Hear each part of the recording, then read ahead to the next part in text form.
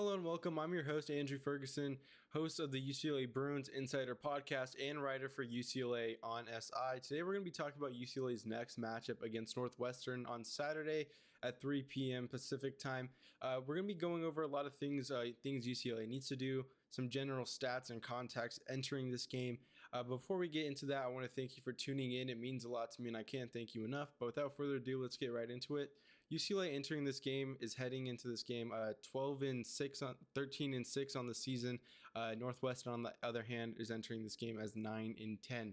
UCLA has a lot to prove in this game, especially coming off after their win to number 4 Purdue, where UCLA was able to pull off one of the biggest upsets of the season. However, they need to carry this momentum on to Northwestern, which could prove to be a make or break game for UCLA.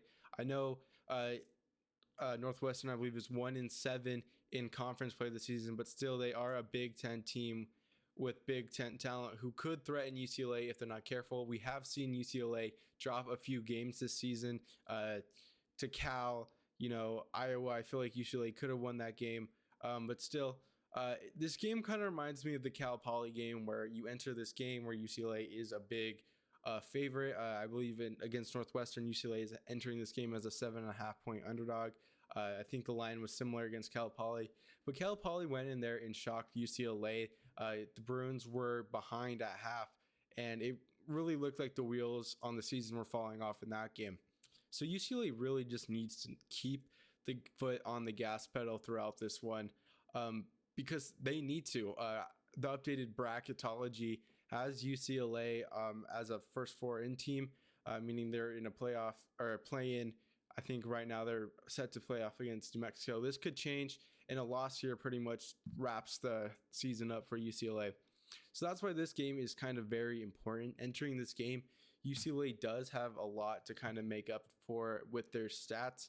Right now, they're averaging 77.7 points per game, which ranks them 163rd in the nation.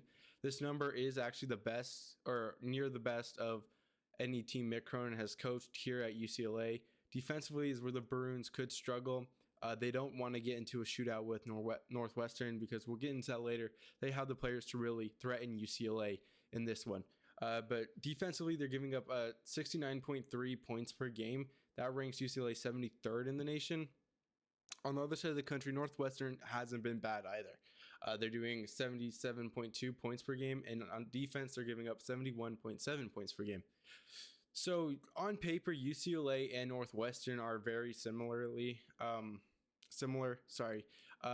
But the thing that's probably going to make the most impact in this game is how the individual performances come into play. Obviously, we saw Donovan Dent have a great game.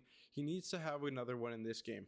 Well, again, Northwestern is not the best team, so we'll see how other players kind of make an impact in this one. But that's the bottom line, is UCLA's players need to get involved early.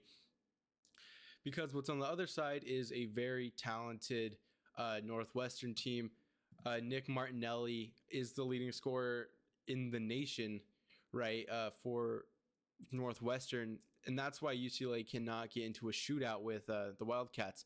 It's because they don't really have a player who can match Nick Martinelli's scoring ability. He's averaging 23.6 points per game.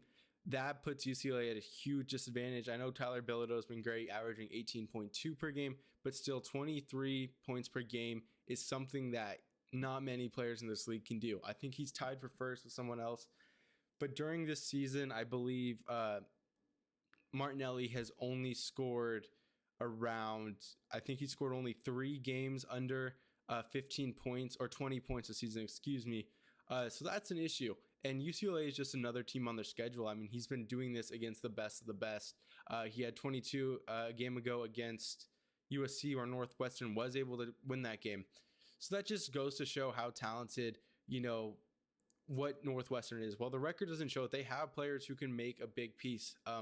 So that means UCLA's players need to rise to that occasion. That starts with Tyler Bilodeau. I believe he will probably be on Nick Martinelli in this game. Bilodeau has been good against teams' number one options, and he needs to be exceptional in this one. We saw last game when he was up against Oscar Clough. It was a kind of a team performance or a team, effort slowing him down. But that's kind of what UCLA needs to do to players. I think entering before this game, Clough was on a rampage, and it didn't look like he was stopping anytime soon, and UCLA was able to put a stop to that. Same thing with Braden Clough. I mean, not Braden Clough. Sorry, Braden Smith. Again, entering this game, he entering the Purdue game, he was just phenomenal, and UCLA proved that they could slow him down. And that's exactly kind of the defensive effort that needs to be put in place here up against Northwestern. We can't see that, like I said, they cannot keep their foot off. They cannot let their foot off the gas pedal in this one because Northwestern is a sneaky team. Again, not the best season for them, but still, they have the chance to really overtake UCLA with how UCLA has kind of dealt with those inferior teams throughout the season. Looking ahead, I kind of want to go into like the expectations of this game for UCLA, right? The context of this game being is UCLA is coming off a top 5 win against Purdue. What that means is UCLA should have the momentum and confidence to come into this game and absolutely tear things up. Whether that is, scoring or winning by 20, 30, whatever that is, this game cannot be close whatsoever. It is a very tight-knit race to enter into the tournament, and UCLA has proven that they are a very shaky team. And they're going to need wins where they can, right? This season, they have 4 more ranked opponents. I believe it's number 3 Michigan. I think they have Nebraska, Michigan State. I know there's one more that I'm forgetting. But still, those 4 teams being at the end of your schedule, UCLA needs to get wins where they can. If they win here next week or their next game, they have Oregon and then Indiana. Those are 3 games UCLA cannot afford to lose when finishing off this season. So the expectation against Northwestern is UCLA needs to have a dominant performance, improve to the nation and to Bruins Nation that UCLA can actually compete in the Big Ten at a high level, as they have not shown that consistently this season. So what I'm looking at here against Northwestern, I believe they can win comfortably by at least 15 to 20 points here, but that is off of a very good Tyler Bilodeau, Donovan Dent game. Maybe we see some more Xavier Booker scoring, but still, Northwestern cannot threaten UCLA in this team, and if UCLA is going to win a top 5 game, they cannot slow down against Northwestern. That's the bottom line. And how they can do this is, again, slowing down Nick Martinelli. That starts with Tyler Bilodeau being able to do it because I really don't think UCLA can match his scoring if he is hot. Again, what this will look like, which I can see would be a realistic scenario in this game, is UCLA, has a cold spell offensively. They missed 3 shots in a row. Nick Martinelli capitalizes. That's 6 points to UCLA 0 in just that short span. And that can happen in this game quite often. UCLA had a very good game against Purdue. We didn't see much of that, but when Purdue did get ahead, it was because UCLA was taking bad shots and not really doing what they were supposed to do on offense. There were so many times where UCLA would just pass the ball, and the shot clock would go off, and Donovan Dent's having to chuck a 3, and he's not the best shooter. That cannot happen in this game. Scoring needs to be intentional at all times, or UCLA will fall behind fast, and they shouldn't have to. Another thing that I really do want to see in this game is the bench players making a big impact. We didn't see much of them against Purdue, which it was for good reason. The starters were filling themselves, but they need more minutes down the stretch. They had 20 minutes against Purdue combined. That consists of Eric Freeney, Steven Jamerson, Brandon Williams, and Jamar Brown. Those players did not play that well against Purdue, which, to their credit, they only played about 5 minutes, I believe, each. I believe Freeney had 8. But still, I want to see them get more involved in this game and have very impactful minutes, if you will.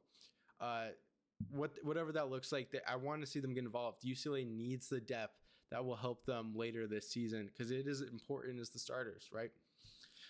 And if they can prove that, UCLA will overall look like a great team, especially when the committee is, setting up the bracket on Selection Sunday. If they see that UCLA is a starter, top-heavy team, they're not going to want to give UCLA some extra credit where there needs to be. But overall, entering this game, I really do think UCLA, the final score prediction that I'm going to give right now is got to be 90 to 71, 90 to 73. And that's not the best for UCLA. I really hope it is a low-scoring game. It cannot be a shootout whatsoever because of the reasons I mentioned previously. But still, I would like to see UCLA give up less than 70 points. But the way that UCLA has played this season, I don't know how likely that is. But still, there's a great opportunity here for the Bruins, especially if they are able to get Sky Clark. He's still dealing with that hamstring injury, and his status has not been confirmed yet. So if Sky Clark can return, it would be nice. I don't want to see him playing too many minutes. I kind of want him to ease in there, especially with how Trent Perry has been playing. So that could also be a huge factor in this game. I'd like to see Clark come back because they're going to need him coming up soon. But again, just ease him back into the lineup. We don't need to rush anything and risk a new injury. He needs to be 100% because we're going to need him to be 100%. That's all I have today. I hope you enjoyed this episode. I would like to hear your feedback and score predictions in the comments below. And yeah, thank you for watching. This is Andrew Ferguson. Thank you.